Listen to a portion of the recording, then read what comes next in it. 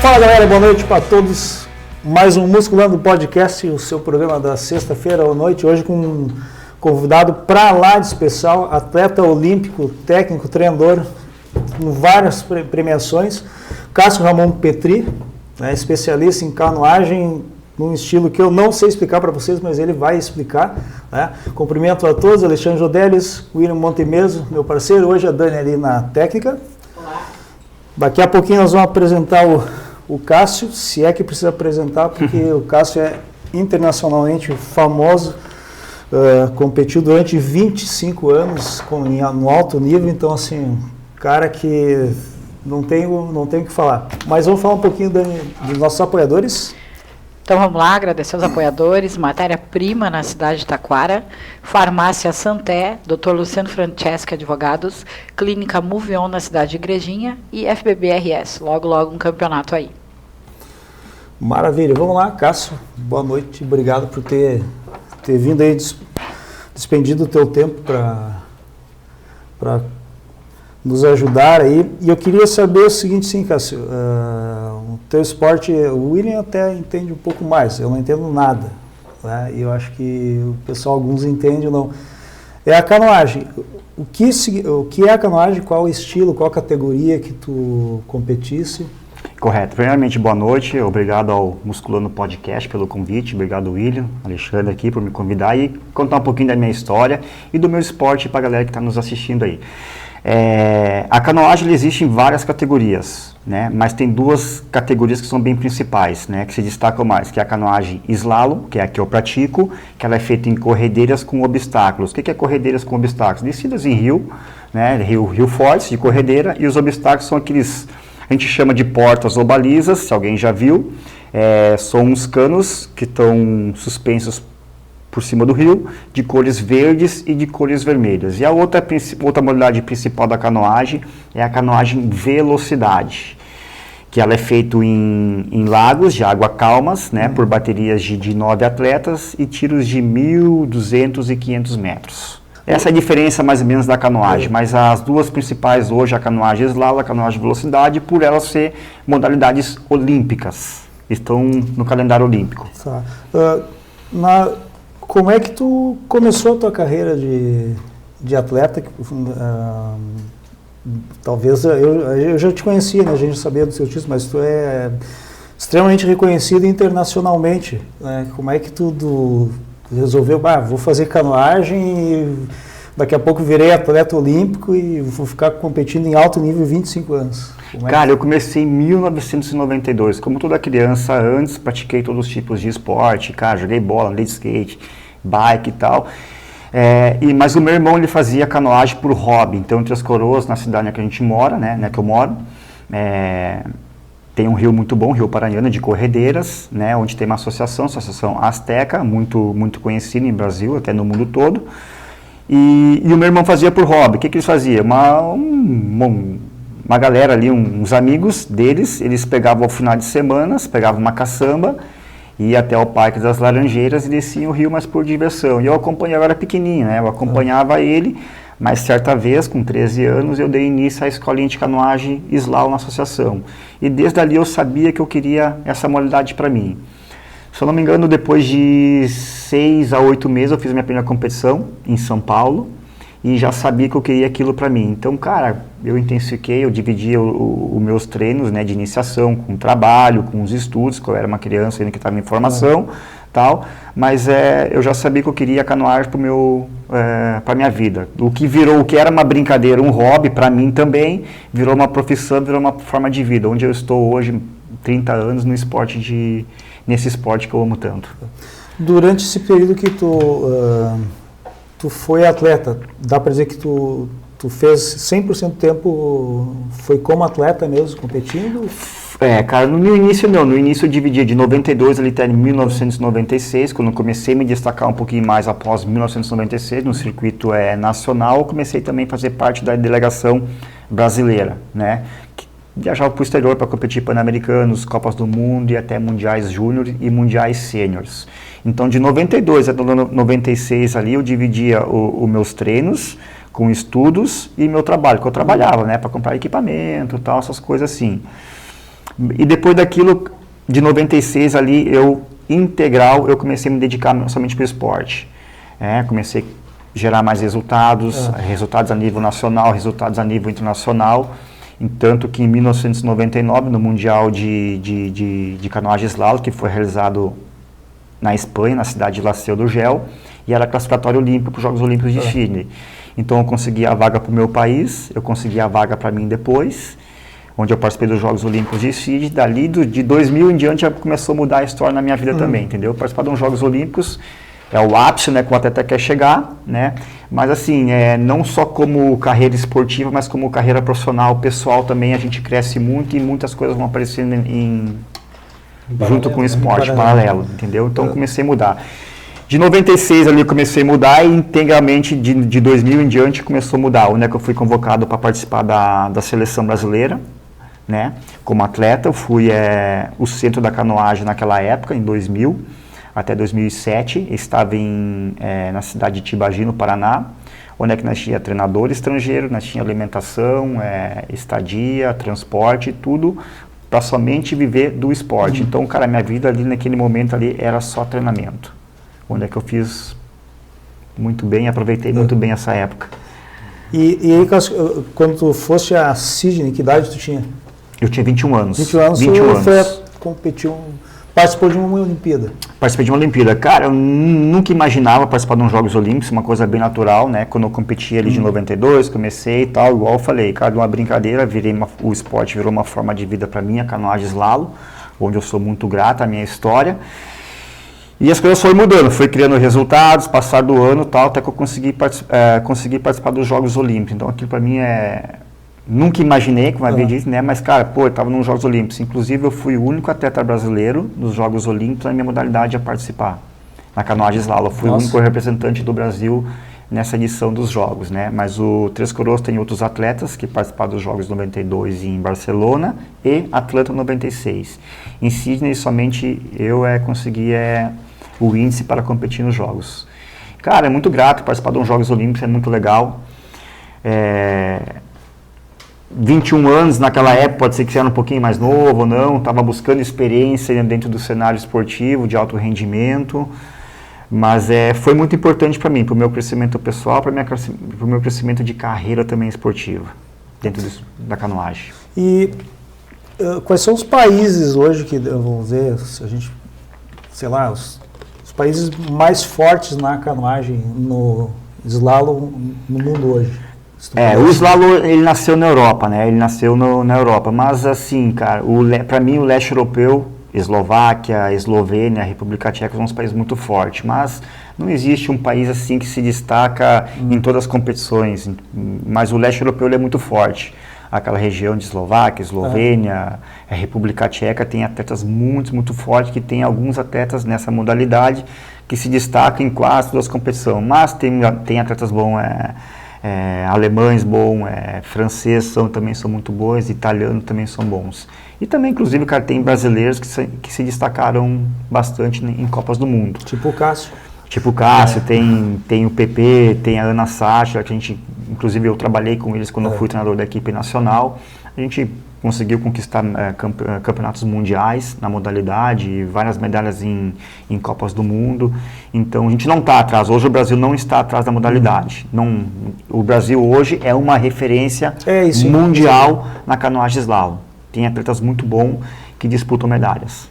Porque como aqui tem essa questão do Rio aqui, que é favorável, vem muita gente de fora treinar aqui. Três Coroas, vem muitas pessoas da América do Sul e do Brasil fazer a gente chama de camp trainings, que é passar uma temporada de 2, 3 semanas até um mês em Três Coroas, né? Porque Três Coroas hoje é um dos principais cenários na canoagem slalom. Mas hoje o Brasil tem uma pista muito legal no Rio de Janeiro, que foi construída para os Jogos Olímpicos de Rio 2016. Então, como quase todas as competições hoje são em pistas artificiais e Rio de Janeiro é uma das melhores pistas do mundo atualmente para a prática da canoagem slalom, tem muitos gringos europeus que estão treinando, vêm para o Rio de Janeiro para treinar. Mas Três Coroas é uma referência para a América do Sul, é uma referência para o nosso Brasil todo, onde atletas de São Paulo, Paraná, Santa Catarina, vêm fazer alguns estágios com a gente aqui em Três Coroas. Tu tem ideia de cabeça, assim, de quantos títulos tu tem, assim, quantas competições tu... mais ou menos. Assim. Mais ou menos, cara, mais de 150, 200 competições em longo de 25 anos de esportista, de carreira. Hoje eu tenho, meus principais títulos hoje são 18 vezes campeão brasileiro na modalidade, mais de 60, 70 títulos em Copa Brasil, em etapas, vice-campeão pan-americano, medalha de bronze no Pan-Americano 2005, tem uns Jogos Olímpicos, 8 campeonatos mundiais. Não atingi medalhas em Copas do Mundo, né? Mas consegui chegar em 4º, 5º, 7º lugar em Copa do Mundo. Que para mim, cara, Sim. competir com mais de 50, 60, 70 atletas a nível internacional, para mim é um grande resultado. Não cheguei à medalha, mas eu cheguei em construir bons resultados internacionalmente.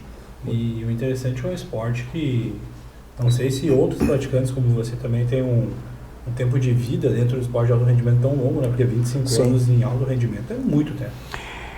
Não existe um tempo assim, chegou com 30 anos, tem que parar. Mas é óbvio, né, cara, conforme vai passando a idade, nosso corpo ele vai respondendo de uma forma diferente, nossa resistência vai caindo, nossa recuperação um pouquinho mais lenta e tal. Mas existe alguns atletas hoje no mundo com 39, 40 anos que estão competindo e competindo bem em alto rendimento, né, a nível internacional. Pouco mais difícil chegar em medalhas, esse pessoal mais novo, aí 18, 19, 20, 23 anos, os caras estão voando baixo, né? Mas não existe com 30 anos não pode mais competir, entende, William? Cara, mas são algumas peças raras dentro do esporte com mais idade se destacam no cenário ainda mundial. Tá. E no caso, assim, trazendo um pouquinho... quais são, tipo, um atleta de slalom, quais são as valências, o que tu tem que priorizar para tu ter um bom desempenho na prova, pensando no treinamento do atleta, ou como tu treinavas na época? Na época que eu treinava e como que está hoje, o esporte cada ano ele evoluiu e hoje com a ferramenta internet, cada dia hoje estão lançando algo científico, de treinamento, tal, tudo, e está muito rápido. Na minha época é um pouco diferente o acesso que eu tinha, né? Mas eu acho que assim, o que eu penso, primeiro de tudo, além das ferramentas que a gente tem, se tem um treinador, o melhor treinador ou não, depende da gente querer. Eu pensava nisso e até hoje eu penso nisso. Eu posso botar o melhor treinador do meu lado. Agora, se eu não tiver afim, acho que eu não vou construir nada. Então, tem que partir da gente primeiro. A gente querer, eu, atleta, querer, cara, vamos lá, eu quero, o que eu quero? Qual que é o meu intuito de eu estar aqui treinando horas de manhã, horas de tarde, às vezes de noite, 3, 4, 2 treinos por dia, entende? Primeiro fazer essa pergunta. Isso eu fazia para mim, e eu sabia que eu queria ser campeão.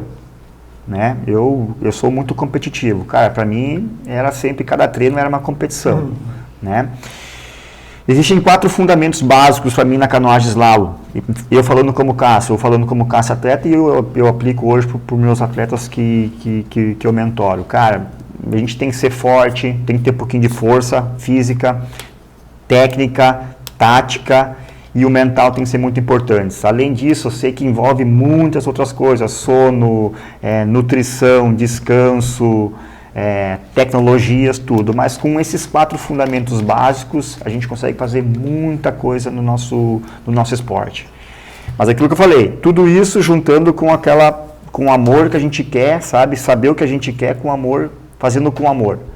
Se dedicando ao máximo naquele momento. Porque hoje um treino de canoagem slalom dura em torno de 1 hora, 1h15, 1h20. Não é muito longo não é muito extenso não.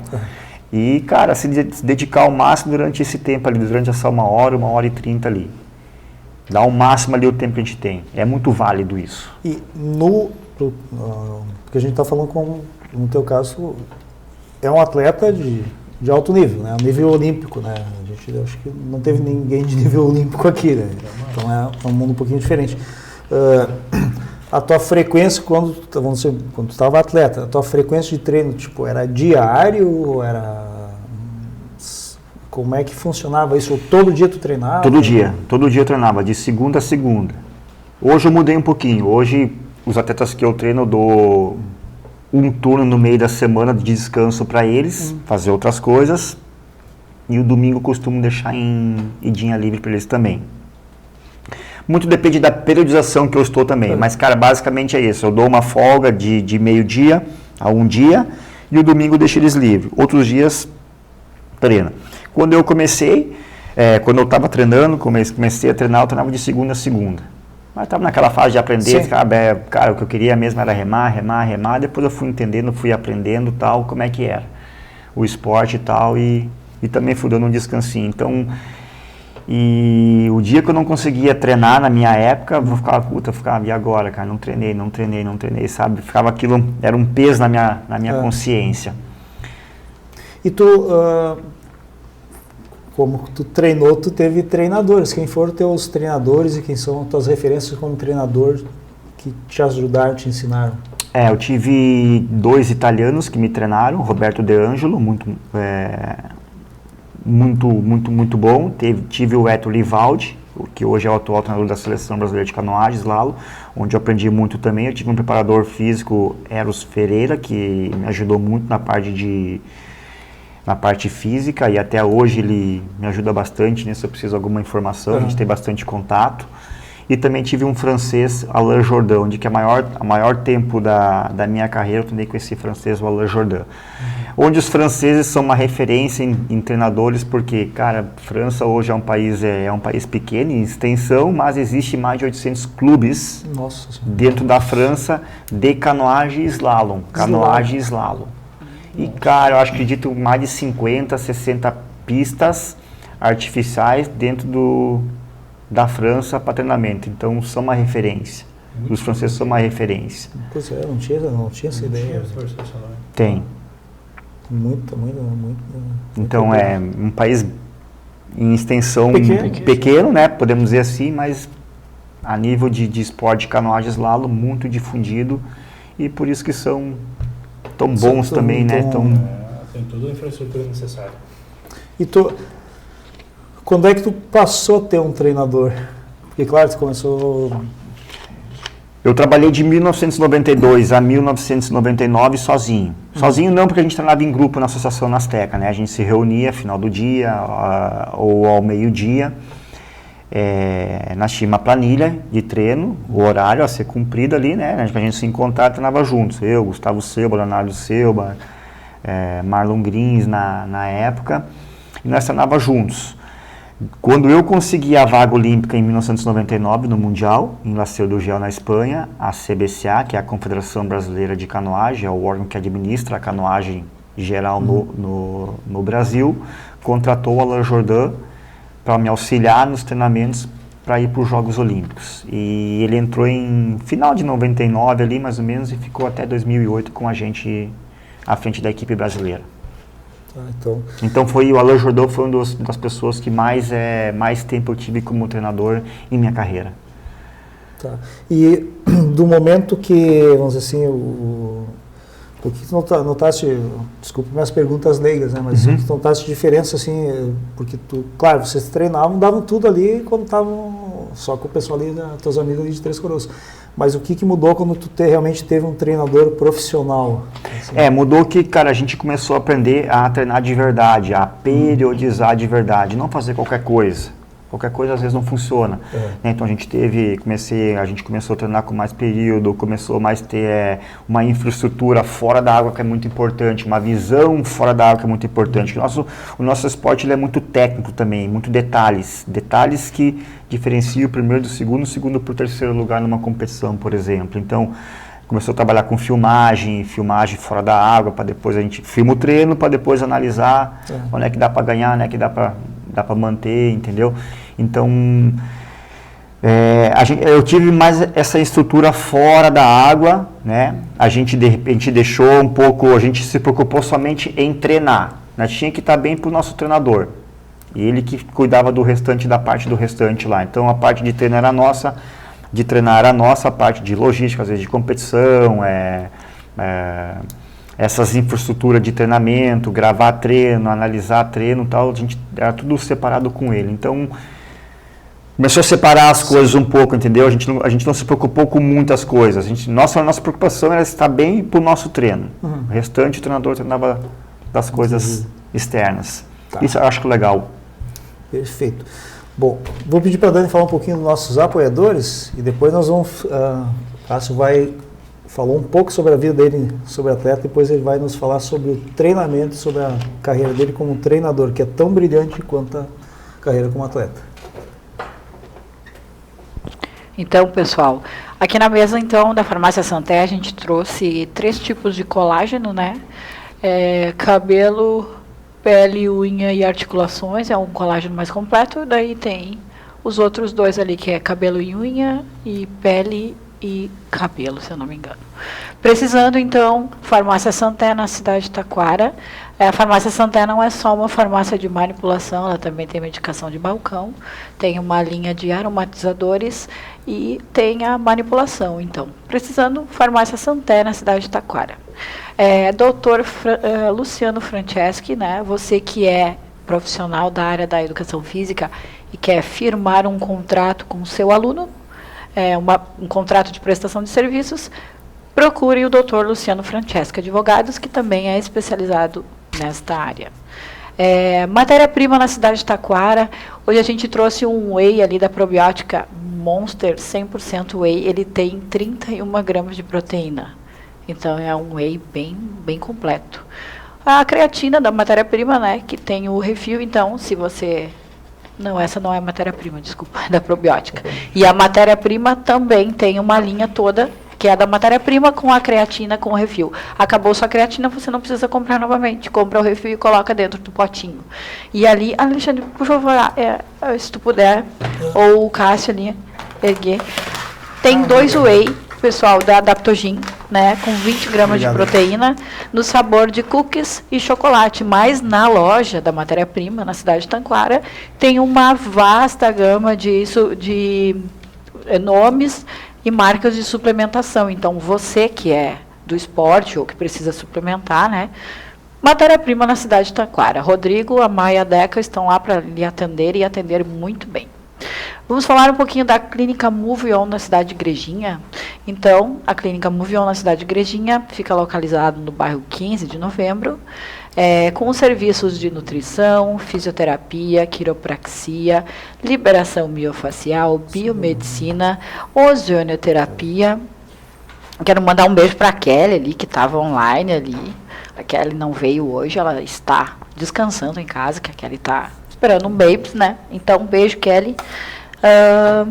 Precisando, procure a Clínica Move On na cidade de Igrejinha, liberação miofacial também, pessoal. E IFBRS, agora, logo dia 14 de abril, tem mais um campeonato, Musculando se fará presente no evento, então, os estreantes, dia 14 de abril, será no Salão de Atos da PUC, né? Então, quem quiser ir prestigiar o evento, é só ir, então, até o Salão de Atos da PUC, lá vocês vão ver um campeonato que é um show, né? Conforto, climatização, e fiquem ligados que o pessoal da FBB já divulgou no Instagram e nas redes sociais a agenda de campeonatos deste ano.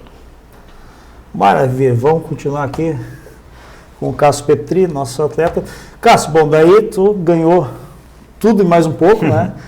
Com essa tua mentalidade de campeão, né? de competidor, mas aí chegou um momento que, como é que foi a questão de, acho que está na hora de eu parar de competir, eu vou ter que parar de competir, vou continuar envolvido com o esporte e virar treinador. Como é que tu fez essa transição? Como é que foi ela para ti? Não foi muito fácil, na verdade, de fazer essa transição, porque de 92 a 2016 eu fui atleta de alto rendimento, né, que você mencionou. Cara, construí uma história vencedora para mim. O que eu tenho, ninguém me tira, e sou muito grato, muito honrado a essa carreira de esportista. Ela veio em 2016, foi uma das últimas competições, foi no Rio de Janeiro, em abril, que foi a seletiva olímpica também, seletiva nacional olímpica, para os Jogos de 2016. E ao mesmo tempo veio o convite da Confederação Brasileira para eu assumir a equipe técnica a partir de 2017 da equipe nacional, né, que foi um desafio. Eu falei, poxa, e agora? Né, porque uma das coisas que eu nunca pensei em ser treinador e uma das coisas que também eu não me preparei para o final da minha carreira. Entende? Pô, eu pensei, cara, e agora vou parar de ser atleta, vou parar de treinar, o que vai ser de mim? Né, como que eu vou ser visto pelas pessoas? Passei por isso. Mas vamos lá, quando veio o convite, veio o nascimento do meu filho também, né? Já tinha nascido, na verdade, tinha 3 anos, e eu pensei, agora eu vou ter que ir embora, e como é que eu vou deixar ele? Então, por várias, vinha e-mail, eu mandava e-mail, não quero. Outro dia eu ligava, não, eu quero esse desafio de treinador. Até que um dia não, vamos lá, vou assumir a equipe nacional e vamos com tudo agora, né? Mas foi muito legal, sabe? Acho que planificar treinamento, eu estava numa equipe de alto nível, eu sabia que eu tinha que, né, aprender muita coisa na linha de treinamento, porque eu vivi as duas partes, atleta e treinador, é muito distinto isso, é muito diferente. Quando eu era atleta eu cobrava, e agora, os atletas vão cobrar eu, entendeu? Como é que eu vou entender isso? Eu até tive que mudar um pouquinho algumas coisas na minha personalidade, entender um pouco mais as pessoas, entender um pouco mais tudo, para mim atuar na linha de treinador. Não foi fácil sair da linha de atleta para entrar na linha de treinador, mas quando eu entrei como treinador em 2017, é muito legal o tão quanto você ser atleta. É muito legal tu ver os teus atletas, porque você é responsável por planificar treinos, ver logística de barcos, de viagem, junto com a confederação na época, né? Hoje eu estou em frente a outra equipe, então eu trabalho com uma outra equipe. E tu vê teus atletas vencendo competições, ou mesmo eles, sabe, agradecendo ao trabalho que está sendo realizado. Então, isso também é muito legal. Mas confesso que foi um período bastante difícil quando eu deixei de ser atleta para virar treinador. Por quê? Porque eu acho que eu não me preparei para isso. Eu não me preparei para o final de carreira de atleta. Entende? Então, eu vivi canoagem, eu vivi mais da metade da minha vida como treinando, competindo na canoagem slalom. E quando eu parei tipo... agora eu parei, entendeu? Acho que mas foi um momento legal na minha vida, foi um aprendizado legal na minha vida. Eu fiquei por 5 anos treinador da equipe nacional.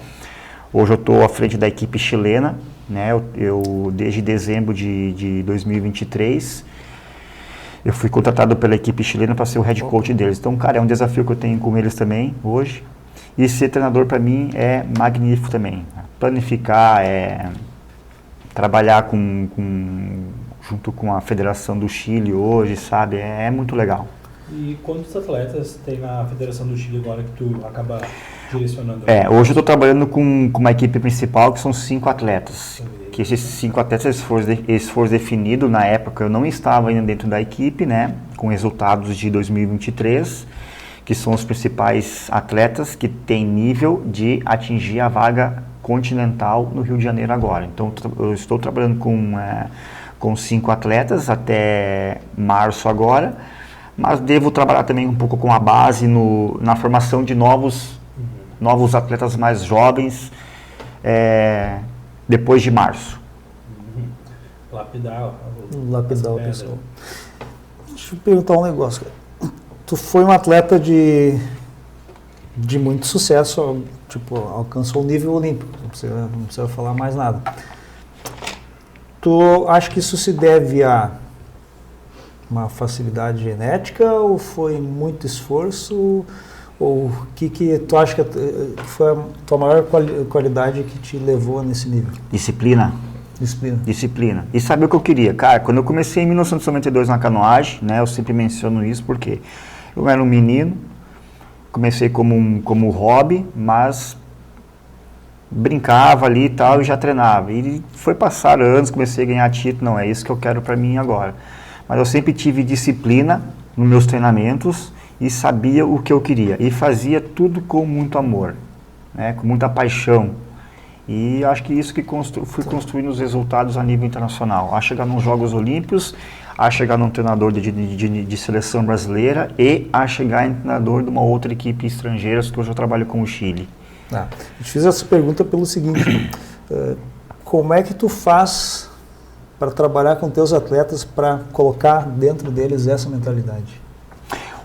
Eu uso a minha história como referência para eles, né? E, cara, eu acho que assim, ó, quem não tem disciplina não tem nada. Não só no esporte, como no nosso cotidiano de vida pessoal mesmo, aí de trabalho e tal. Sempre vai chegar atrasado no trabalho, ou os estudos não vai estar bem. Então, cara, eu uso a minha história como referência, eles têm eu como referência também, entende? E eu falo muito disso, cara, eu converso muito com eles. Que a parte de disciplina, saber o que quer, saber o que realmente quer para sua vida, para o esporte, como para a vida pessoal, eu acho muito importante isso. E tu cobra a gurizada? Cobro. Como é que tu... Não, você nem é sentido de cobrar, porque acho que a gente conversa antes, tal, é comunicação, é feedback, e assim, tudo que eu falo para eles, eu deixo bem claro para eles que eu não estou ali para ser um carrasco, chamar atenção porque eu sou um carrasco, sou brabo, tal, não, cara. Eu quero que eles sejam bons atletas igual eu fui, eu quero que eles sejam melhor, na verdade, melhor do que eu fui, que eles atingem o que eles querem, que é chegar nos Jogos Olímpicos, chegar numa medalha a nível mundial ou pan-americana, conseguir uma vaga olímpica, por exemplo, agora a gente vai tentar no Rio de Janeiro, né? Tudo isso é construtivo. Não que eu sou um carrasco, não é isso, eu acho que eu também não sou, cara, sabe, eu sou uma pessoa muito de acesso fácil, de entender as coisas, entender o lado do atleta também, que isso é mais importante. Mas obviamente eu tenho que cobrar deles, porque eu estou sendo cobrado por outras pessoas também, entende? Mas eu sempre falo, cara, isso que eu estou falando para vocês, se eu tiver que ser um pouco mais forte com vocês, é pro bem de vocês, é construtivo, somente isso. Nada pessoal não, jamais. Tá. E Cássio, agora vamos falar com o Cássio, treinador. No caso, como é que tu monta, como é que é a estrutura do treinamento de um atleta de alta performance em canoagem slalom? Canoagem slalom, vamos lá. Na tua metodologia. Eu trabalho com uma periodização anual, porém, eu trabalho com 2 ou 3 piques. O que é isso? Que é determinar junto com os atletas qual que vai ser nossas provas-alvo. Porque eu não vou conseguir fazer uma preparação se eu pensar em todas as competições. Que se a gente quiser competir, a gente compete todo mês ou 2, 3 provas por mês, certa época da periodização. Então a gente tem que pegar 2 a 3 provas-alvos e determinar ali o que a gente vai treinar. Eu trabalho assim, por exemplo, mês de novembro, dezembro, janeiro, um pouco fevereiro, depende do calendário nacional ou internacional. Eu trabalho com muita base, né? Que eu trabalho 2 preparações. Preparação física geral e preparação física específica. Onde que na preparação física geral eu trabalho muito força máxima e muito volume em água. O que é isso? É tempo em água, muita repetição. E na academia é muita força que eu trabalho com uma repetição, um teste de um RM. É definir uma carga máxima, quanto o atleta ele consegue erguer naquele tal exercício. Para depois disso eu trabalho com porcentagem 90%, 85%, 100% de um RM. Então, intensidade de carga alta. Carga alta, um trabalho de base na preparação física geral. Depois disso, né, eu vou trabalhando essa força geral, vamos transformar em força, potência, velocidade. Mas uma coisa muito importante que eu falo para os meus atletas que cara, a gente está fazendo a musculação, ela é muito importante. Eu acho muito importante. Tem atletas que não dizem que musculação não serve para nada, mas ele tem que ser bom um pouco em tudo. O mais importante na minha modalidade é eles treinar o trabalho de força e transferir para a embarcação deles, para a remada deles. Isso é o mais importante. Isso eu deixo bem claro e tento explicar bem para eles. Por quê? Não adianta fazer a musculação por fazer e na água não transmitir na água. A gente tem que ser forte na água, rápidos na água. E eu trabalho com 2 exercícios básicos, que é supino no banco e trabalhos de remada. Por quê? Eu quero simular o mais próximo do meu esporte, que é uma remada. Então, os trabalhos de remada a gente vai puxar e o trabalho de supino, que é o de empurrar a remada. Bem específico pro meu esporte. Basicamente isso. É aquele assim, ó, o básico bem feito que funciona bem, entende? Mas cara, é muito legal. O trabalho de base, a gente trabalha com muita força, muita carga. pouca repetição, 4, 6 até máximo 10 repetições, depende do exercício, para depois transformar tudo isso em força, potência, velocidade, que é o que o nosso esporte tem que ser velocista. A gente tem que ser rápido e potente na água. Em certo momento a gente vai ter que usar isso dentro da água, na nossa embarcação. Tá. Dentro de vamos supor, um calendário anual ali, definido uma data de uma competição que tu vai trabalhar, assim, quantos meses, vamos supor, vou chutar, a gente está em fevereiro, tem uma competição em junho. Quanto tempo de base tu faz? Mais ou menos de 2 a 3 meses de base. Depois eu divido em preparação física específica, pré-competitiva e competitiva. Qual seria? A diferença é, trabalho de base, a preparação física geral, a preparação física específica ainda vai muito volume, correto? Então eu trabalho muito tempo em água, muito trabalho de musculação de força máxima. Depois o que eu faço? E muita intensidade nesse período aí. Quando começa a chegar lá o pré-competitivo, eu começo a tirar o volume deles, entendeu? Porque eu tenho que deixar meus atletas descansados também, que é muito importante, entendeu? Eu não posso dar um choque neles diariamente, semanalmente, porque eu faço de se lesionar, né? Ou de se cansar e não estar bem para aquela prova que vai chegar lá na frente lá. Então, basicamente a diferença é essa. No trabalho de base eu trabalho muito volume e muita força, para depois cair um pouco também a intensidade quando trabalho o período competitivo. E quando chego o competitivo, que eu trabalho com 2, 3 semanas mais ou menos, que é trabalho muito técnico, entendeu? De lapidação. Porque o trabalho que foi feito de força, velocidade, força máxima, força potência, ele foi feito na base no período pré-competitivo. Quando chegou no competitivo, isso na minha periodização, eu só lapido os caras, porque eu não vou conseguir fazer os caras ficar fortes em 2, 3 semanas. Então ali os caras vão chegar bem preparados para só lapidar a técnica deles em água. Mas o trabalho de musculação, ele continua numa força-velocidade. Eu gosto de fazer isso. Tá? Tu mantém... Eu mantenho, mas muito importante também que eu falo com meus atletas. Cara, eu faço muito feedback com eles diariamente ou semanalmente. Não adianta eu sempre jogar treino para eles e não ter a resposta deles. Por isso o trabalho... ele é individualizado, cada um responde de uma maneira. Tem atletas que gostam de trabalhar musculação até quase chegando 5 dias antes da competição, mas tem atletas que trabalham 2 semanas antes, eles não gostam de fazer musculação. Então assim, eu sou muito adaptável a isso a eles, entende? Eu converso com eles e falo, ei, como é que tá? Tudo bem? Não, Cássio, eu não gosto de fazer musculação porque eu me sinto travado. Ok. E eu consigo no visual, eu consigo perceber isso em água com eles, entende? E teus atletas agora do Chile estão lá no Chile ou tem algum aqui? Não, estão todos comigo em Três Coroas.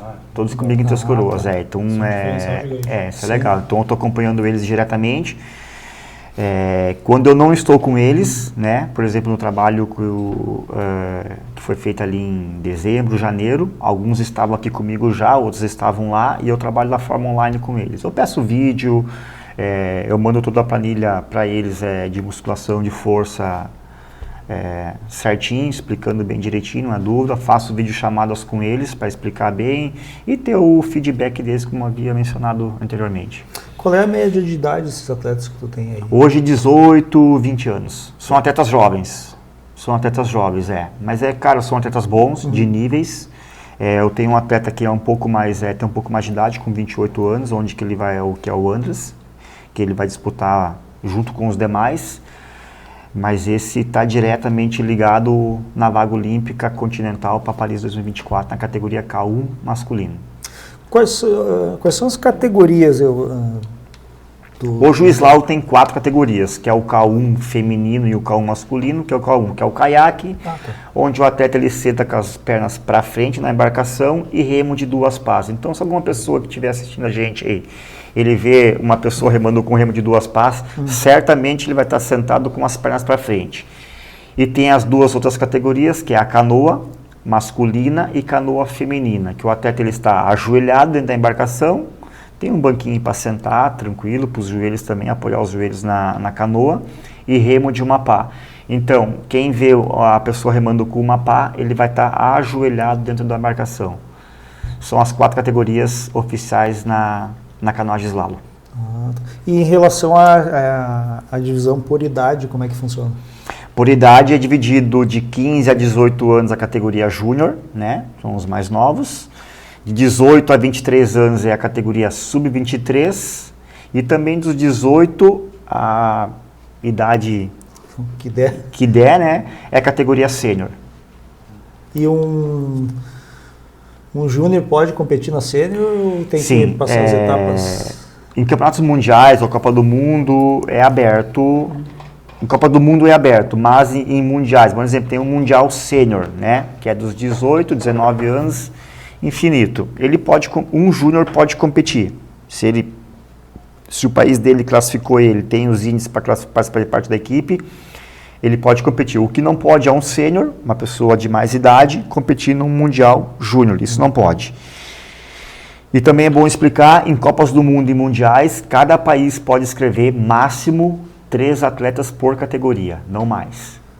Por exemplo, o Brasil pode escrever 3K1 feminino, 3K1 masculino, 3C1 feminino, 3C1 masculino. O Brasil, qualquer outro país. Não pode botar mais de 3 embarcações por categoria em campeonatos de Copa do Mundo e mundiais. Seja júnior, seja sênior. E em Jogos Olímpicos é diferente um pouco. Os Jogos Olímpicos, as vagas são internacionais. Então é feita uma porcentagem de atletas que vai competir. Por exemplo, mais ou menos é em torno de 24, 25 atletas na K1 masculino, ou seja, é um por país só. As outras modalidades, um pouco, C1 masculino e feminino, está em torno de 14 a 16 embarcações. E o K1 feminino, se eu não estou enganado, são 17 barcos, ou a 20 barcos, mais ou menos. Mas é uma Um peneira. por país só. Um por país. Muito selecionado. Nossa, uma peneira muito grande. Então é uma disputa muito grande. Cara, tem seletivas de países lá fora, na Europa, que é nível, é um campeonato mundial, cara, para eles, cara, entendeu? Para disputar uma vaga. É muito forte, muito competitivo.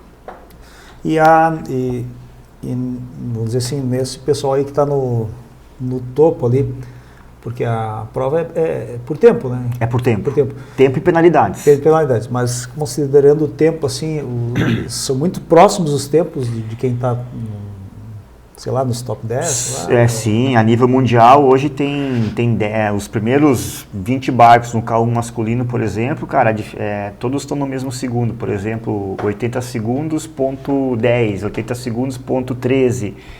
É um piscar de óleo que define uma posição, são muito próximos, um nível muito grande. E, cara, aconteceu em várias competições que eu competi, o primeiro, segundo, terceiro lugar, a diferença foi 1/10 de segundo. Nossa, do primeiro para o segundo, segundo para o terceiro. Deus.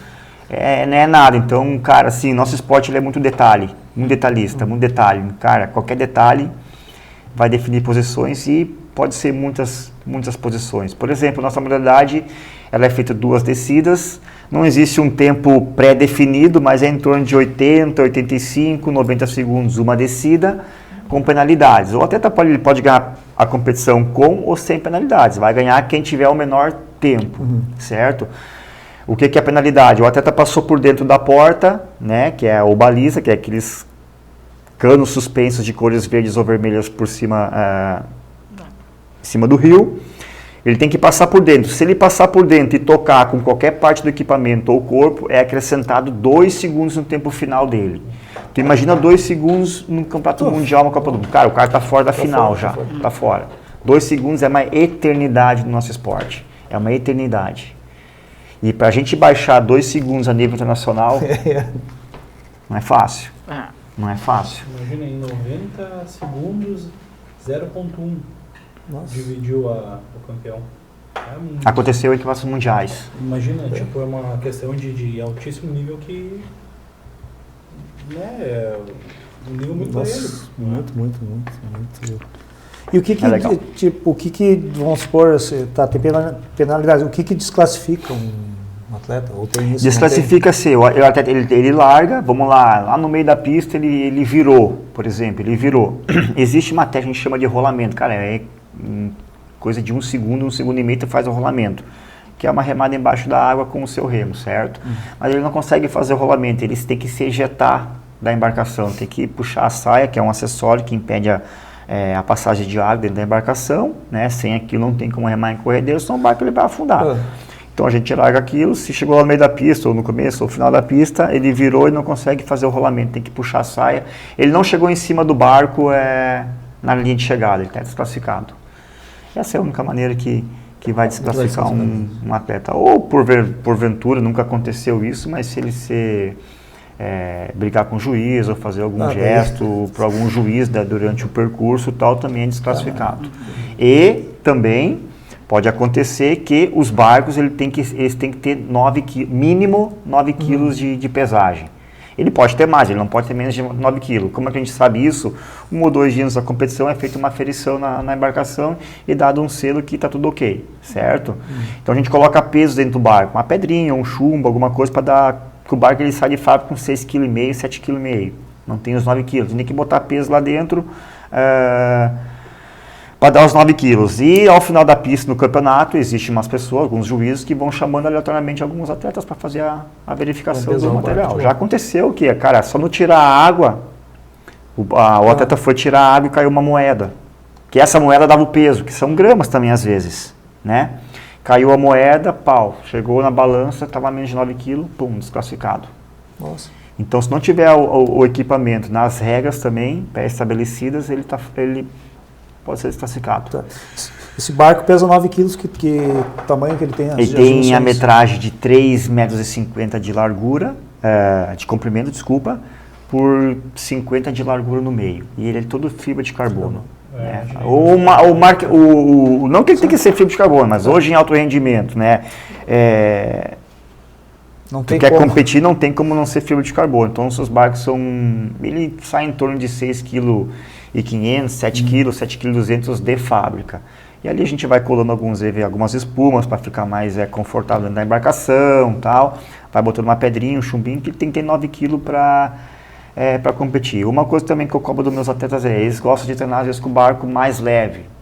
Mas eu gosto que eles treinam com o barco já com o peso ideal, porque, cara, na competição vão ter que competir com 9 quilos. Não teria lógica. É outra coisa também que eu uso, um lema que eu uso, cara,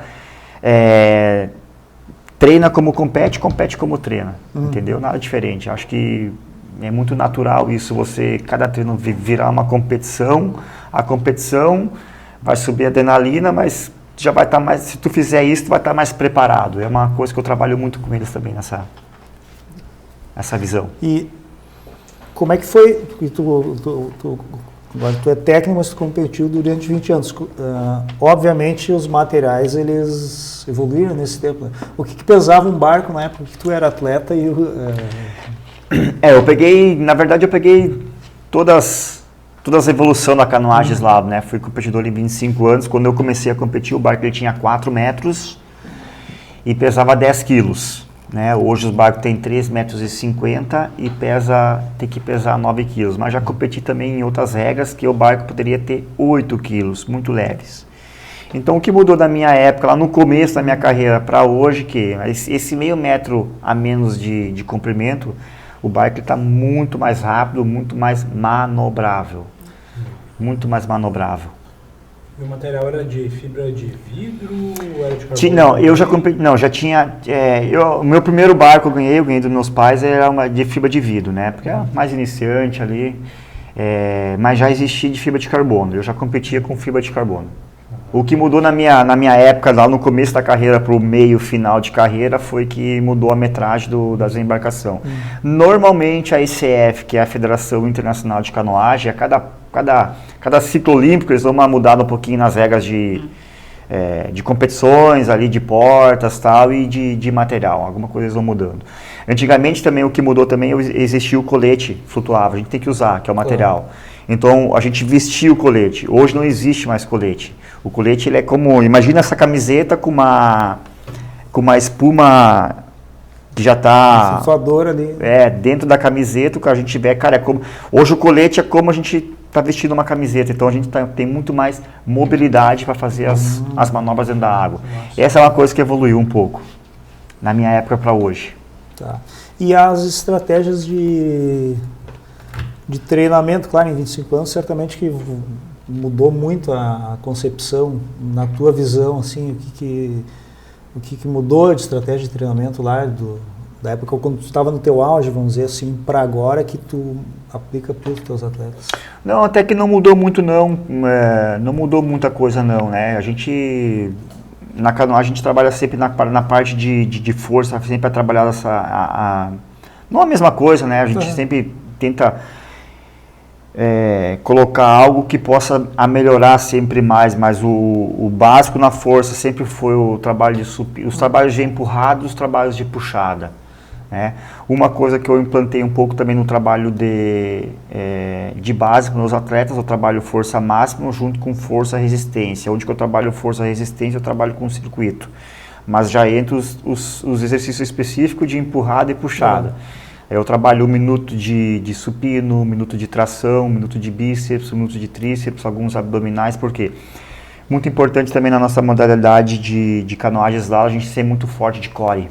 Abdominal, região lombar, usa muito isso, muito equilíbrio dentro da embarcação. Então eu trabalho muito abdominais com ele para fortalecer essa região aqui. Em trabalho de água, basicamente a gente trabalha a mesma coisa desde sempre. Né? O que evoluiu um pouco foi a técnica, porque foi mudando o material, tá? Os barcos ficaram mais velozes, mais leves alguns, né? A matéria-prima também evoluiu um pouquinho de fibra de carbono.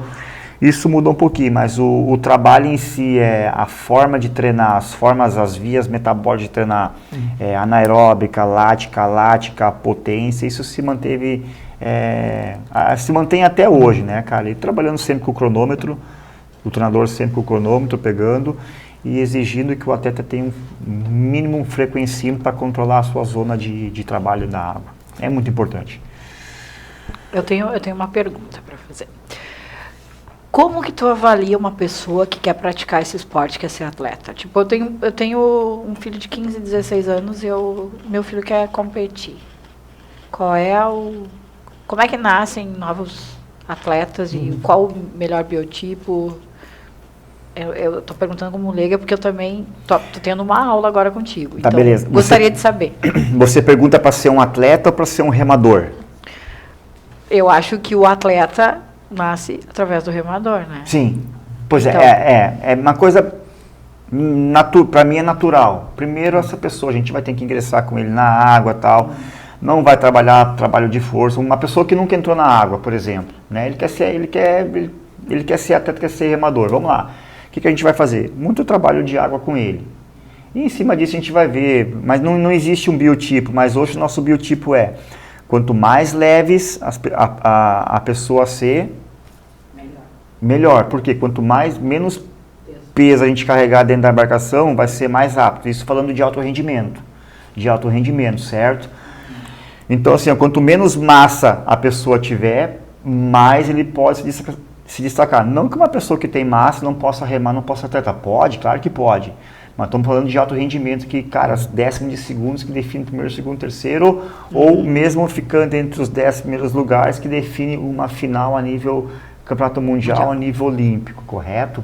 Então, ele vai lá, vai iniciar, vai remar, tal, a gente vai ver se ele tem, obviamente, né, tem pessoas que remam, às vezes, cara, não tem mais estatura, entendeu? Não vai dar, porque nosso esporte também, não que tem que ser muito alto, ou isso, entendeu?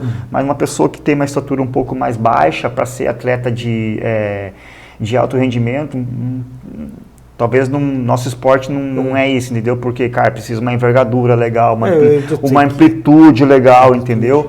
Se é a mesma coisa, como é que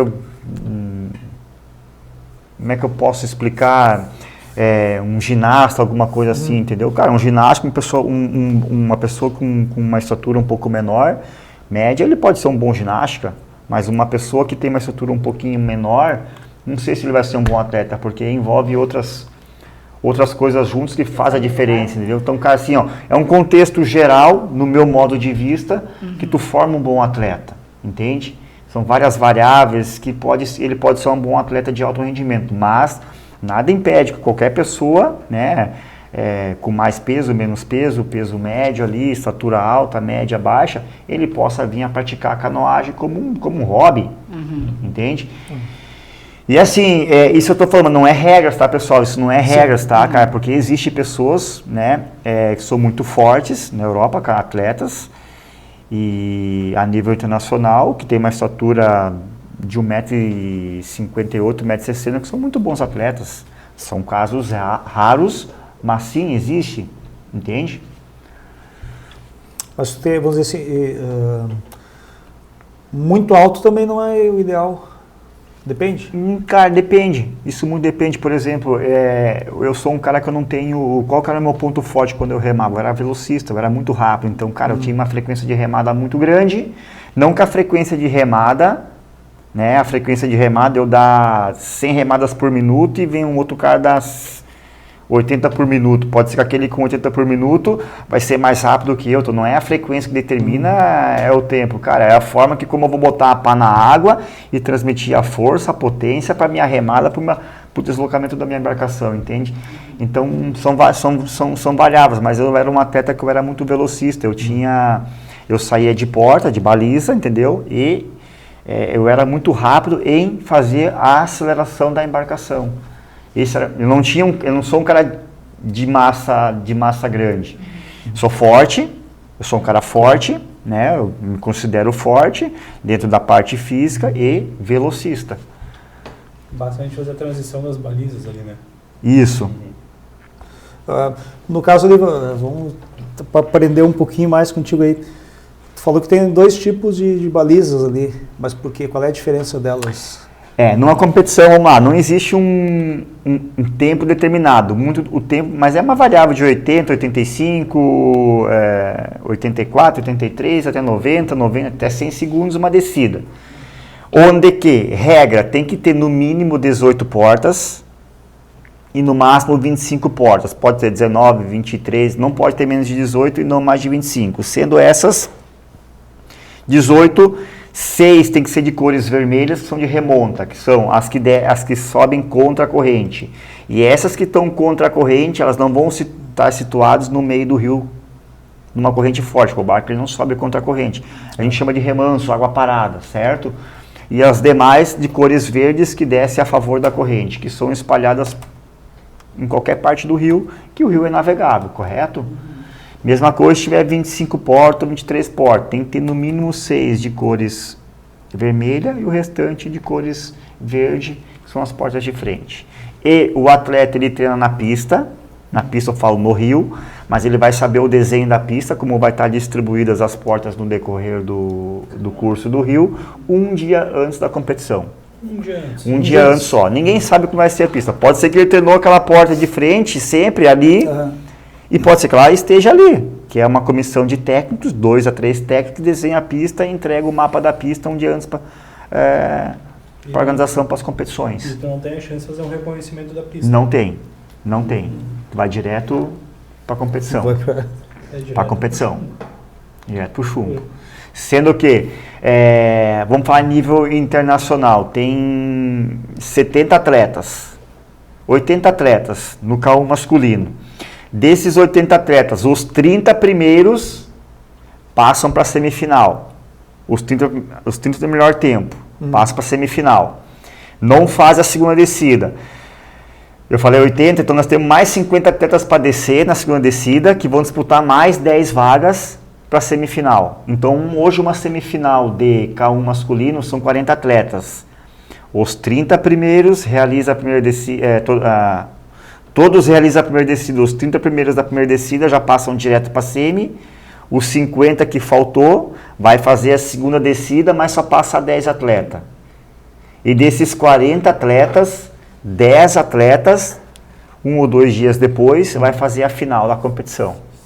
A semifinal e final, desculpa.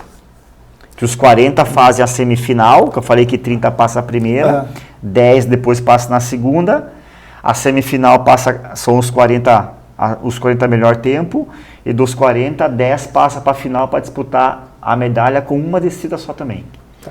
E daí, é um tiro só. E no caso, mas aí a pista é a mesma? Ela não, muda sempre. Em torno de 6 a 8 portas, mais ou menos, eles mudam. Para semifinal e final. Tu não consegue guardar o desenho da pista. É diferente. Eu imaginei que tu ia falar assim, que o pessoal que foi teria vantagem porque já passou. E não, muda sempre a pista. Muda sempre. Muda sempre. Berinjela mesmo. Sempre. Mas é bem legal, cara. Então é um trabalho mental que o atleta tem que ter. Para mim, um dos principais fatores hoje o mental, o atleta tem que ter, não só na canoagem slalom, como em todos os esportes, você tem que estar bem preparado mentalmente para enfrentar aquelas adversidades de competição. E, cara, pode acontecer que são vários fatores. Por exemplo, desce um atleta, desceu, a pista está lá quietinha lá, 2, 3 minutos depois pode ter um vento, o atleta desce. A organização da competição, ele vai parar a competição, você vai ver um tornado, alguma coisa assim, entendeu? Mas pode ter um ventinho, tá balançando as portas, o atleta vai ter que descer. É uma diversidade que ele vai ter que enfrentar. Chuva também, não importa. Não importa. Chuva não para uma prova. Não para a prova. Acompanho vocês treinando lá no rio totalmente tumultuoso por uma tempestade, né? A água cuspindo para fora do rio e eles faceram lá dentro. É bem legal, não, cara, são fatores extremos que vai travar uma competição.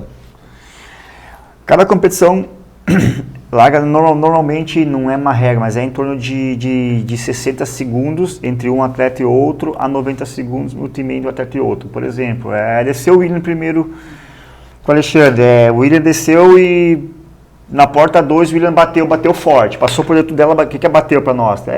Ele passou e bateu com o remo, bum, balançou a baliza. E daqui 60 segundos vai largar outro atleta, ele aqui. Cara, se a porta estiver balançando ainda quando é a vez dele largar, ele vai ter que largar. Ele não pode esperar a porta parar de balançar para ele largar. Então, são coisas que acontecem, que pode acontecer. Então, o atleta tem que estar muito bem focado, muito bem concentrado para enfrentar o caminho lá. Antes ali a gente estava conversando, falaste no caso que tem competições que são em equipe, né? E largam 3. E como é que é aquele negócio dos 15 segundos ali que... Nossa modalidade ela é individual, né, por categorias individual, né, que é uma pessoa dentro da embarcação. E também tem o trabalho, a prova em equipe, que são 3 atletas da mesma categoria. Por exemplo, se eu não posso botar uma mulher e um homem, tem que ser 3 masculinos, né, da mesma categoria, do K1 ou do C1, assim por diante. Os 3 atletas, eles largam juntos, é uma prova bem estratégica, né, porque são 3 atletas que vão percorrer o mesmo percurso juntos ali. Ele que vai ter largo mais próximo, um pouco mais afastado. Quando passou a primeira embarcação na fotocela, que é a linha de largada, é largado o tempo. Lá no final todo mundo fez a pista, lá os 3 atletas da pista.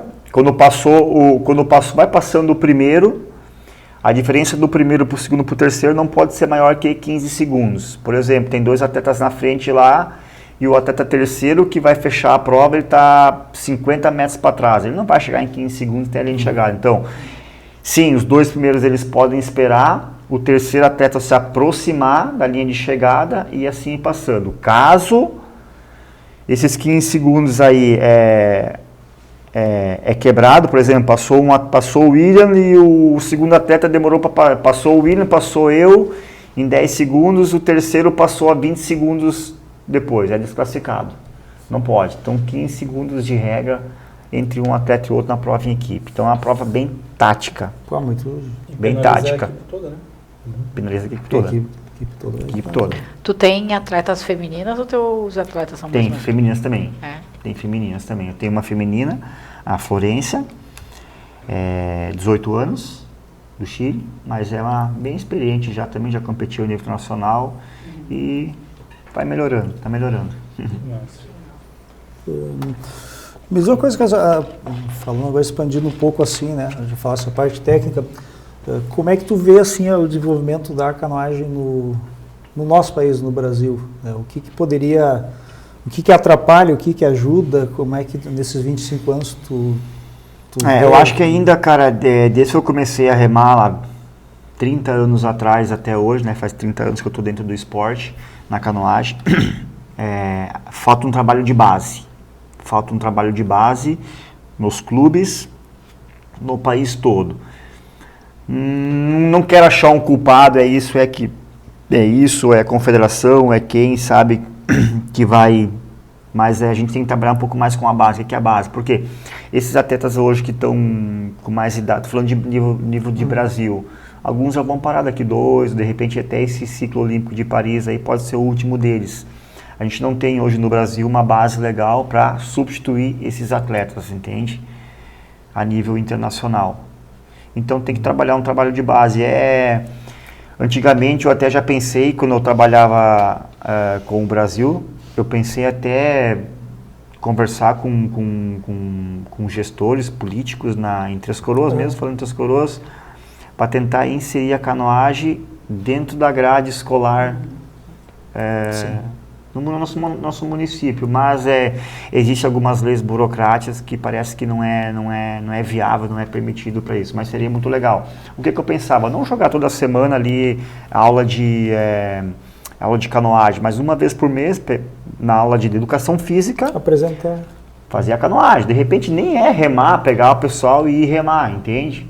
Mas levar para a sala de aula, vídeos, explicar as regras, alguma coisa assim, mas infelizmente essas regras aí não sei se é de política tal, que não permite que a canoagem possa botar dentro da sala de aula, que eu acho que seria muito, muito legal isso, até para o aluno, sabe, sair um pouquinho daquela mesmice sempre de bola, tal, caçador, e botar algo novo, mais radical dentro da grade escolar. Mas a gente precisa de um trabalho de base. Precisa de um trabalho de base forte para substituir, eu vou dizer assim, precisa de um trabalho de base urgente. Porque, como eu falei, essas pessoas do Brasil que eu conheço hoje, cara, alguns estão com mais de 32 anos, pode ser que não chegue mais um ciclo olímpico, entendeu? Porque, cara, para quem está treinando a nível internacional, nível olímpico, 4 anos intenso, é desgastante. Nem todo mundo aguenta, né? E até o fator mental, sabe, cara? O cara diariamente, 2, 3 treinos por dia é sacrificante. E às vezes não chega. Hoje a gente não tem no Brasil peças que vão substituir rapidamente esses atletas que estão aí no nível. No caso, na base,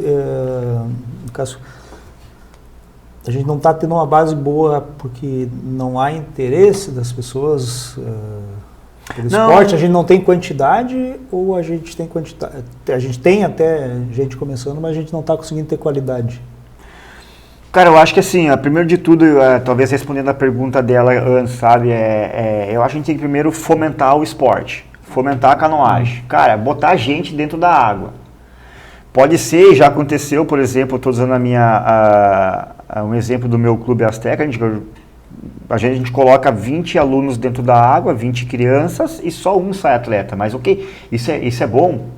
Se cada 4 meses sair um atleta de verdade, vamos ter aí 4 atletas por ano, entende? É muito bom. Claro, não é muito, mas melhor que nada, é muito bom. Entende? Então, assim, cara, acho que falta um trabalho em conjunto, junto com os órgãos da cidade, sabe, os poderes públicos, para quê? Cara, para a gente também ter apoio, né, para chegar a ter mais equipamento, essas coisas assim, e para difundir mais o nosso esporte. Que, cara, vamos lá, não mentindo aqui, canoagem é um esporte olímpico, canoagem é um esporte olímpico, mas podemos considerar um pouquinho amador ainda em nosso país. Em nosso país. Entende? O clube... Ai, desculpa. Não pode falar. Esse clube é Azteca, né? É Azteca. Pode participar quem se interessa, quem quer aprender, ou somente atletas? Vocês têm uma divulgação, assim? Sim. A Azteca tem um Instagram, né? Associação Transcurência de Canoagem, e qualquer pessoa de qualquer idade,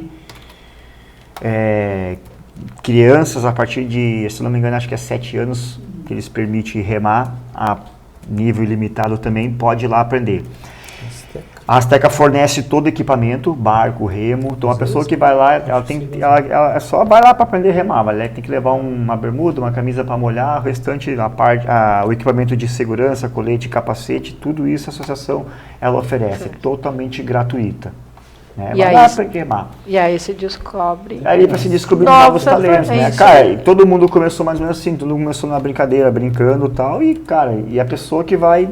E tu, de repente, eu pensei agora numa coisa, de repente não, mas tu já visitou algumas escolas e falou do clube, para despertar o interesse dos jovens a conhecer, já que É. não dá para levar para dentro da grade escolar? Seria um Sim, não, trabalho a de gente divulgação. faz esse trabalho de divulgação em Três Coroas. Inclusive, hoje eu não estou mais à frente, eu trabalho com o clube, trabalho no sentido de eu treino, por exemplo, a gente faz muitos treinos, né, que a gente envolve a seleção do Chile junto com a seleção da Azteca, que tem bons atletas ali dentro. Até para fazer confronto dentro da área, que é muito importante, né? E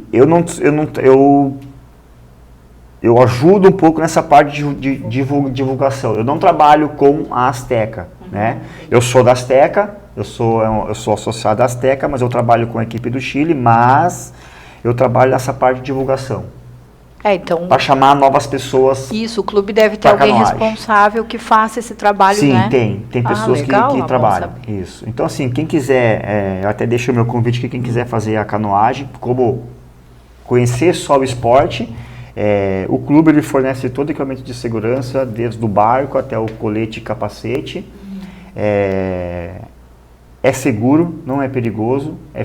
As primeiras aulas é feito na água parada, né, para aprender a manobrar o barco, ter uma intimidade ali com a embarcação. Caso o barco ele vai virar num lugar, né, que a profundidade é máximo 1 metro de fundura, mas vai ter o colete, onde o colete ele é flutuável. Totalmente seguro. Depois de algum tempo, isso é muito pessoal também, tem algumas pessoas que destacam mais, né, mais rápido, outras mais lento no aprendizado, bem normal isso, a gente respeita isso a cada aluno, cada pessoa que vai lá aprender a canoagem. E conforme vai desenvolvendo, vai subindo de nível, vai descendo corredeiras de nível 2, daqui a pouco está começando no nível 3, que é no Parque das Laranjeiras, entendeu? Totalmente com segurança, para não colocar também ninguém em risco. Não posso pegar uma pessoa hoje, colocar ela para remar e amanhã descer um rio a nível 3, por exemplo. Cara, não pode, eu não faço isso, jamais. Entendeu? Então assim, ó, é passo a passo e é bem seguro. Ali está o... Até eu coloquei ali, aqui, ó, ó. que legal. Aqui tá divulgando aulas de canoagem gratuita. E a base da Azteca é no Parque das Laranjeiras? Não, a base da Azteca ela é em Três Coroas, é na rua Carlos Robson, 699, é bem no centro ali, onde a gente tem 3 casinhas, uma de barco, nós temos a sala de musculação ali para a galera treinar a parte física, e tem uma sala de reuniões, até com uma cozinha, tal, geladeira, o pessoal, né? Então, muito bem estruturado. A Azteca também tem uma Kombi, que é um veículo para quê? Para se deslocar com os barcos, se precisar para uma outra competição em outra cidade no Rio Grande do Sul, levar nosso pessoal de Três Coroas para o Parque das Laranjeiras, que fica a 15 quilômetros da cidade na pista. Então, tem a pista de água parada, que é ali do lado da associação mesmo. Então, a gente pega o nosso material, caminha 10, 15 metros, está na margem do rio, já faz o nosso treino e é bem prático. E outra coisa que eu queria perguntar em relação à alimentação antes de campeonato. Se tem alguma coisa, se tem um plano alimentar para deixar o atleta mais leve. Cada atleta ele tem eu deixo também um pouco de responsabilidades, como é que eu vou te falar? Para ele procurar o seu apoio também, que ele acha importante, certo? Por exemplo, agora eu vou com a equipe do Chile pro Rio de Janeiro, disputar a vaga, a gente vai domingo agora. E vamos lá, porque vocês entendem um pouquinho, cada um tem o seu dinheiro que ele ganhou da federação, certo? Ganhou lá tantos dólares para gastar diariamente. Sim. Eu vou estar sempre monitorando isso, porque, cara, se eu deixar, tem gente que vai comer miojo, vai comer hambúrguer todo dia, e não é legal para o atleta de alto rendimento, porque, cara, todo mundo sabe, a alimentação é a base. metade da parte ali, de repente, de uma preparação. Entende? Então, eu não tenho um cardápio monitorado, até o William está trabalhando com um atleta do Chile agora, vai auxiliar nisso, né? Ele vai ter um cardápio lá, mas os demais, assim, cara, eu vou ter que sempre monitorar eles. Mas eu cobro muitos dele suplementação, eu coloco para eles a creatina, que eu acho que para mim é um suplemento que funciona bastante, até vai dar um trabalho de explosão para eles dentro da água. Muita hidratação durante o treinamento, eu sou muito rígido com eles, quem não tem a sua água ali, cara, às vezes não deixa até treinar, porque é de fundamental importância, cara, isso aí são hábitos, entende? São hábitos que eles têm que aprender. Não tem como não tomar um gole de água, durante um treino de 1 hora e meia, que às vezes é um treino super intenso, entendeu? Um anaeróbico, por exemplo, alático, tá? Que são tiros de 10, 15 segundos a 120, 130% do seu máximo ali, entende? E aquele básico também que a gente controla nas competição, carboidrato, entende? E fora dessa parte do treinamento, a questão assim mental, tipo, não ir em balada, não beber álcool, tu auxilia eles também nesse pensamento? Vamos lá, cara, vamos lá. Eu gosto de falar dessa parte assim, porque o Cássio não gosta de ser carrasco, né? Não quero isso pra mim, eu acho que eu não sou isso, mas eu exijo e cobro deles. Eu acho muito legal, porque eu exijo resultados deles e outras pessoas exigem resultado de mim. A gente sabe que o álcool não é legal no esporte pra nada. Então imagina no esporte de alto rendimento, um esporte que é olímpico, que vamos disputar vaga olímpica, onde define por piscar de olhos, define resultados, certo? Porém, cara, certa época eu deixo eles livres, pessoal, porque eu acho que eles têm que ter vida e tem que relaxar um pouco. Não que tem que relaxar, a pessoa tem que, né, se embriagar, tal, tomar litros de bebida alcoólicas, tal, porque vai refletir no dia seguinte, né? Antes de competição, não. E, cara, assim, meus atletas, eles são muito cientes quanto a isso, sabe? Eles têm essa noção de que fazem mal, né? E se eles quisessem sair, vamos lá, eu tô 3 meses antes de uma preparação, né? E eles quisessem sair e tomar, ok, cara, se eles quiserem tomar um chopp ou alguma coisa, pode tomar. Eu deixo eles bem livres. Agora, eles vão ter que estar pronto no dia seguinte no meu treino. Eles não estando prontos no meu treino no dia seguinte, cara, eu vou cobrar deles, entende? Mas eles nunca, a gente trabalha, a gente conversa bastante de não extrapolar, né? E tem um momento certo de a gente fazer isso. Isso eu falo para eles, cara, quer fazer, pode fazer. Vocês estão livres. Outro dia eu vou cobrar de vocês. Que eu acho que isso é importante. Mas, né, cada um está livre para fazer suas escolhas também. E uma coisa que eu queria saber, tu tem uma atleta feminina, né? Em relação aos teus atletas masculinos, a gente sabe que a mulher menstrua, né? Sim. Nesse período, muda alguma coisa no rendimento da tua atleta? Muda bastante. Às vezes muda mais o que eu venho percebendo um pouco é o sentido de estresse da atleta, entende? Às vezes a pessoa não está tão bem num treino tal e até tem vergonha de falar. Né? Existe aquela, será que eu falo, não falo, tal. Então a gente, cara, eu vou ter que descobrir, por que tá mal, o que tá acontecendo, né? Porque o primeiro de tudo que eu tenho com meus atletas é comunicação. Acho que isso é o princípio de tudo, comunicação. O que está acontecendo? Não está legal? Por quê? Porque tal. E às vezes não fala, até chegar a esse ponto aí. Mas assim, o que muda mais, o que eu vejo percebendo é o estresse. Cara, muda muito, a atleta ela muda muito. Chega a ficar 3, 4 dias assim de treinos péssimos mesmo, Sim. Podemos dizer péssimos, em virtude disso. Então seria bem mais fácil trabalhar com público masculino, né?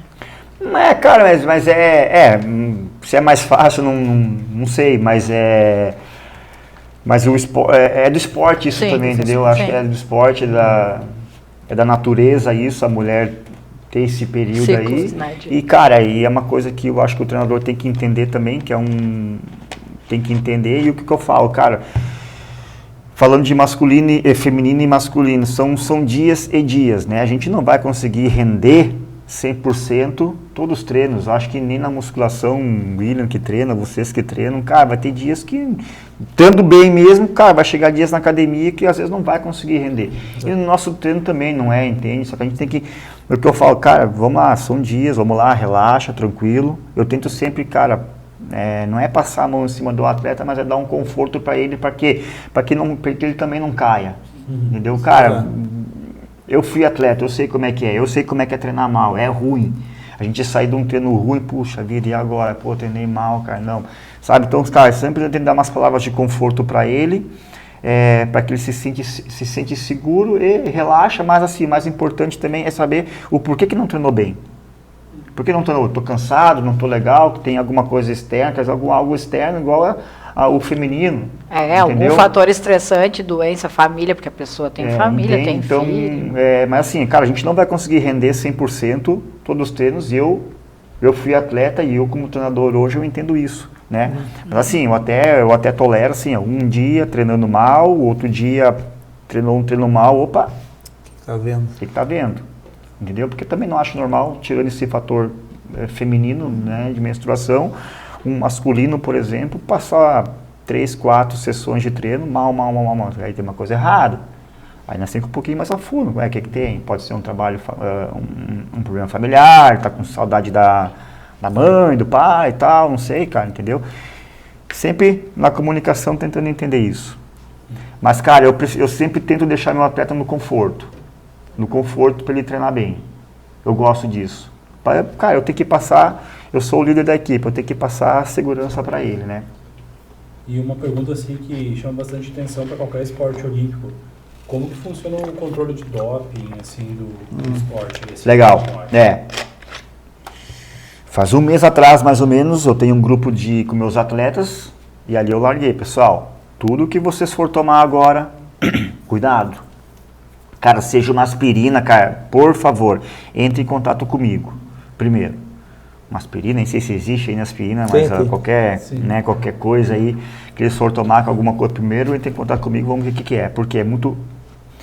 O doping hoje ele tem bastante acesso, né? E vai ter doping no Rio de Janeiro. Eu fiz 7 dopings. E se tu não faz o doping, tá desclassificado. Essa pessoa lá. Mas o doping é para todos ou é aleatório? Não, é aleatório. São tá. escolhidos atletas e... Na hora ali. Tu tem que ir, na hora tu tem que ir. Eu fiz 7 exames doping. Todos os meus foram de urina que eu fiz. Na época que eu fui competidor, tá? Eu tinha que ir, cara. Não sei se o De Rose ainda, vocês conhecem o De Rose, Eduardo De Rose, que é um cara, acho que ele trabalha até com a Federação Internacional agora, o Comitê Internacional. Do COI? Eu acho que não sei se na época ele era meu, mas cara, fui chamado aí a Porto Alegre, tive que ir a Porto Alegre, na casa dele fazer um exame de doping, então a gente tem que ir. Então assim, não teve casos, desconheço casos de doping na minha modalidade, na canoagem slalom, a nível internacional e nacional, por exemplo, com esteroides. Eu sei a nível de canoagem e velocidade na Europa, eu acho que existe um pouco mais, né? Mas na canoagem slalom, a nível internacional e nacional, eu desconheço algum caso que alguém... Galerinha do leste, né? O pessoal da Rússia deles. Mas cara, é um trabalho também que é de minha responsabilidade. Alertar eles quanto a isso. Porque daqui a pouco pode até, sem querer, ingerir uma substância que está listada lá como doping, né? E mesmo, cara, hoje em dia o acesso ele é muito fácil às coisas. Mas como eu falei, é um trabalho de responsabilidade minha, alertar os atletas, né? Não tem como usar, no nosso esporte não tem como usar. E assim, cara, toda competição a nível internacional, ela existe. Mas é aleatório. É um sorteio. Esse vai, o pessoal vem, às vezes, cara, já aconteceu de amigos meus ser acordado às 3 da manhã no hotel na Europa, os pessoal vão lá, bate na porta, a pessoa tem que fazer o doping e tal. E tem pessoas, acho que é a UADA também agora que trabalha, tem alguns atletas que são selecionados para você, cara, relatar meio que diariamente onde é que tu tá. Online. Vou viajar para São Paulo. Cara, vai viajar para São Paulo, tem que deixar o hotel em São Paulo. E se os caras, tu botou o hotel em São Paulo, os caras virem tu não ser verdade, cara, tu se ferra também.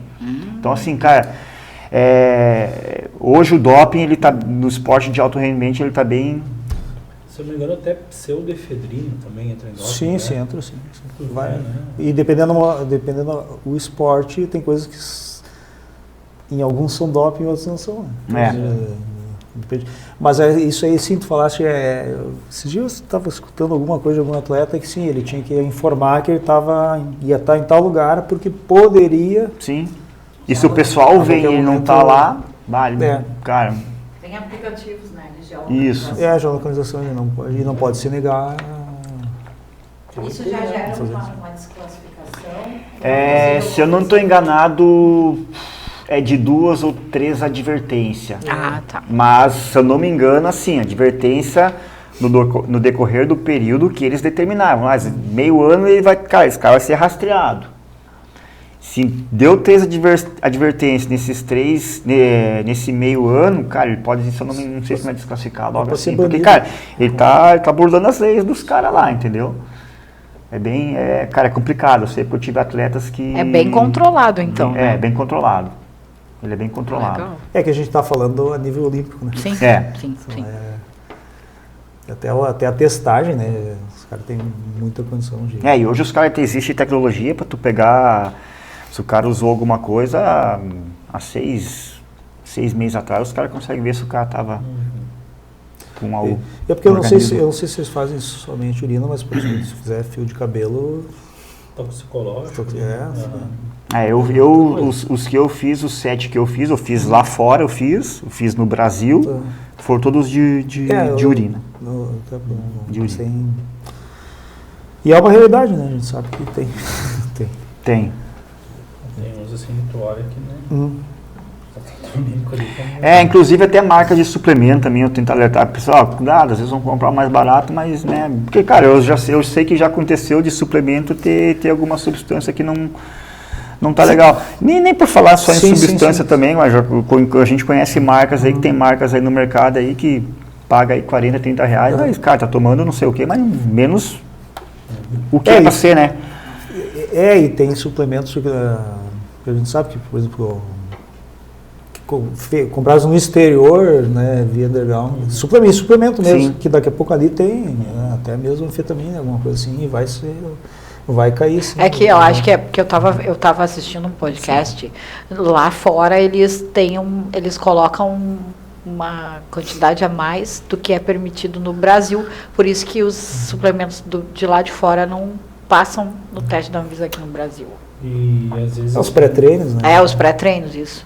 Mas alguns suplementos termogênicos de lá de fora também tem anfetaminas, ou hormônios paratireoidianos e com certeza você pega. Sim, tem.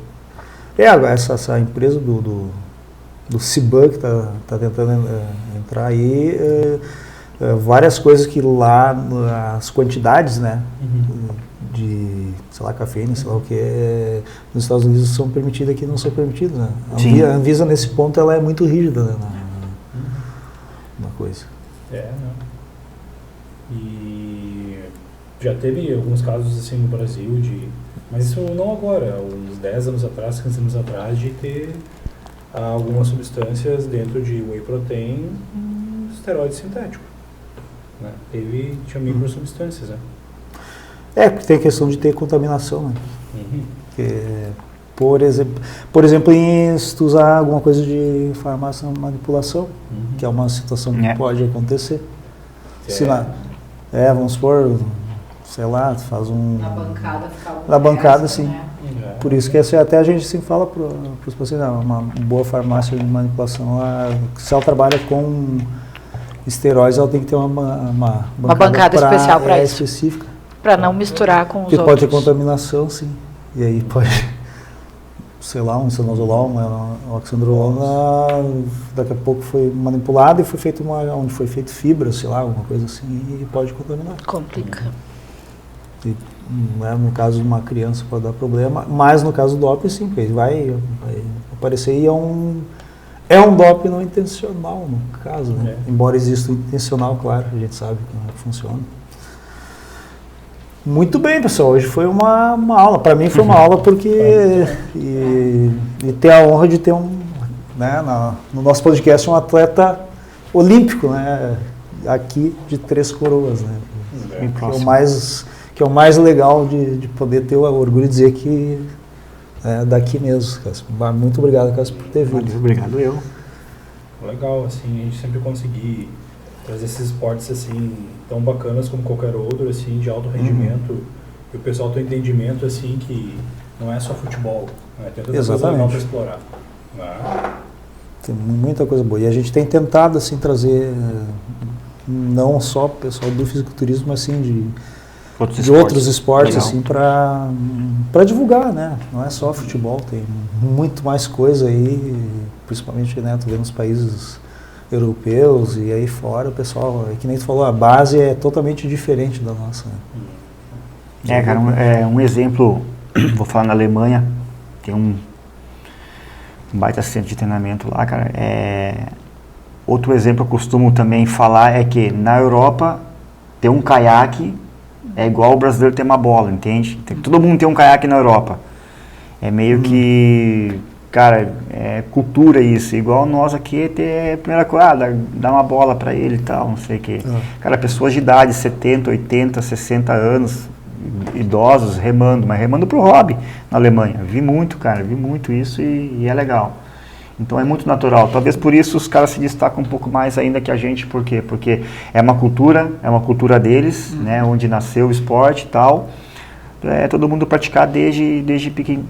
Ser incentivado, né? Ser incentivado, Dentro da escola. Isso que o Cássio citou foi bem interessante. Eu vi um esses programas tipo Globo Repórter da vida, que apareceu da Alemanha, algumas cidades, Stuttgart, se não me lembro, que pegaram um cara assim, entrevistando ele, que ele ia pro trabalho de caiaque.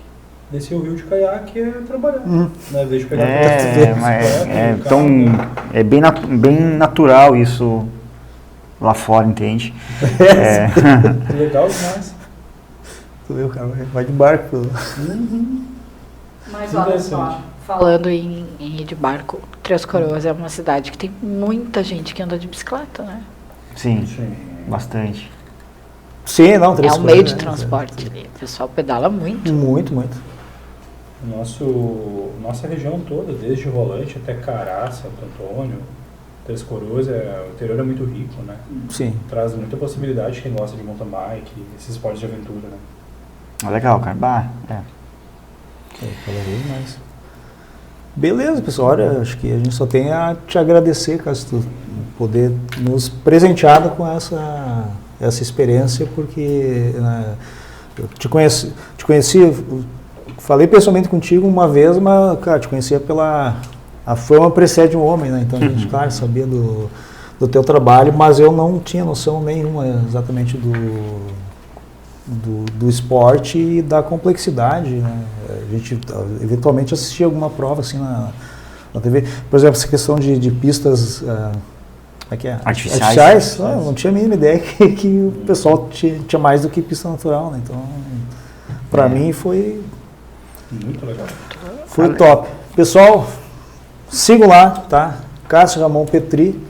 Quem tiver interessado em canoagem ou quer conhecer, quer ter uma experiência, o Clube Azteca lá em Três Coroas, ou acho que pode chamar o Cássio pode aqui me chamar também no Instagram. E William, fecha a live para nós aí. Agradecer mais uma vez toda a galera, deu muita gente olhando, que estão aí dispostos a investir um tempo em sexta-feira, né, que é estar com a família, fazendo essas coisas aleatórias para adquirir conhecimento. Então agradecer mais uma vez, continuem a gente conosco aí espalhando o conhecimento do esporte, trazendo cada vez mais possibilidades de a gente conhecer um pouco mais das suas individualidades de cada esporte, que é muito bacana. E logo mais essa live vai subir lá para o YouTube, toca o sininho, compartilha com os amigos, aí, com o pai, com a mãe, e nos ajudem aí a cada vez mais disseminar o que a gente tanto gosta aí, que é o esporte. Então até a próxima, tá, pessoal? Vamos fechar.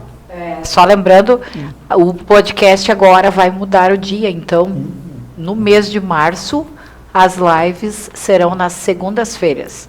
Então a próxima live, 11 de março. Tá, pessoal? Então fiquem ligados, a gente vai largar ali no nosso Instagram ali as mudanças e para que vocês possam nos acompanhar. E vamos agradecer mais uma vez aos nossos colaboradores, Farmácia Santé, Francesca Advogados, Clínicas Move On na cidade de Igrejinha, Matéria Prima na cidade de Taquara e FBBRS. E valeu, pessoal. Até a próxima.